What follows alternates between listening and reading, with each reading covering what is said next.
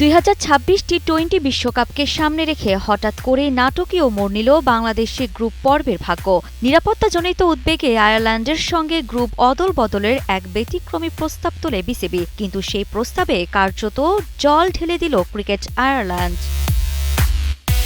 Cricket ভিত্তিক জনপ্রিয় website ক্রিকবাজকে দেওয়া এক বক্তব্যে ক্রিকেট আয়ারল্যান্ডের এক কর্মকর্তা স্পষ্ট জানিয়ে দেন, আমরা নিশ্চিত আশ্বাস পেয়েছি যে মূল সূচি থেকে আমাদের ম্যাচগুলো সরানো হবে না। আমরা নিশ্চিতভাবেই গ্রুপ পর্ব শ্রীলঙ্কায় খেলব। এ ঘোষণার মধ্য দিয়ে স্পষ্ট হয়ে যায় ভারতের বদলে শ্রীলঙ্কায় খেলতে বাংলাদেশের যে পরিকল্পনা, পথের খোঁজ তা সহজ হচ্ছে না। বর্তমানে আয়ারল্যান্ড রয়েছে গ্রুপ বিতে। তাদের সঙ্গী সহ আয়োজক শ্রীলঙ্কা, শক্তিশালী অস্ট্রেলিয়া, জিম্বাবুয়ে ও ওমান। এই গ্রুপের সব ম্যাচ অনুষ্ঠিত হওয়ার কথা ক্যান্ডি ও কলম্বোতে।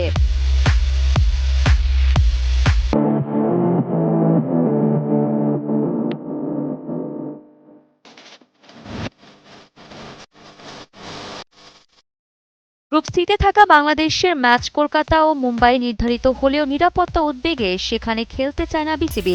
এ কারণেই ঢাকায় আইসিসির সঙ্গে বৈঠকে আয়ারল্যান্ডের সঙ্গে গ্রুপ বদলের প্রস্তাব দেয় তারা। বিসিবি এক বিবৃতিতে জানায়, ন্যূনতম লজিস্টিক সমন্বয়ের মাধ্যমে বিষয়টি সমাধানের লক্ষ্যে বাংলাদেশকে অন্য একটি গ্রুপে স্থানান্তরের সম্ভাবনা নিয়ে আলোচনা হয়েছে। নিরাপত্তা দাবিতে ম্যাচ শ্রীলঙ্কায় নেওয়ার অনুরোধ পুনর্ব্যক্ত করে বিসিবি আর আইসিসি আলোচনার পথ খোলা রাখে। দুই পক্ষের শীর্ষ কর্মকর্তাদের উপস্থিতিতে হওয়া এই বৈঠকের পরও বাংলাদেশের বিশ্বকাপের ভেন্যু চূড়ান্ত নয়। মাঠের বাইরে কূটনৈতিক টানাপোড়েন এখনও চলছে। বিশ্বকাপের মঞ্চে শেষ পর্যন্ত বাংলাদেশ কোথায় খেলবে, ভারত না শ্রীলঙ্কায়, সে প্রশ্নের উত্তর এখনও অজানা।